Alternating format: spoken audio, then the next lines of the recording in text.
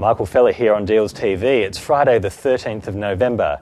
Now, Tully Sugar is a company which has repeatedly rejected takeover bids from Maryborough, and Maryborough has again increased its offer, and again Tully has rejected. So talk again, of course, that Maryborough could just go back to the drawing board and resubmit another bid. Other bids which are going back and forth, of course, include Rocklands, Richfield. Indeed, they're in the lucky situation of having two companies bid for them, being of course, Miclyn of China and a company called Jindal Steel of India, the rapidly growing steel mill.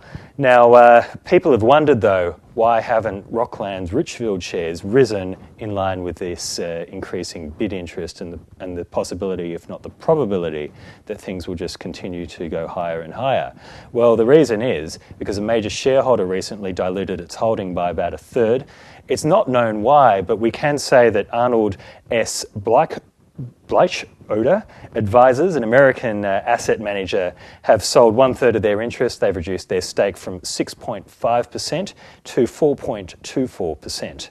And also in the resources space, Molopo Australia could be getting good news based on the implied valuations of another deal that has gone ahead in Canada. Molopo, of course, has exposure to the exciting oil shale assets, and Crescent Point Energy, a peer, has bought a company called Triaxon Resources for 231.4 million Canadian dollars.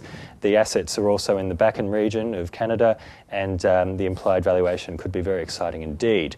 Now, elsewhere in resources, again, pre-marketing has apparently begun for Resourcehouse. That's a company that belongs to Clive Palmer, which will be hoping to list on the Hong Kong Stock Exchange by Christmas time, according to the Financial Review. Macquarie and UBS are working on that deal, and that company, of course, has the China First thermal coal assets in Queensland and the China First iron ore assets in the Pilbara region of Western Australia.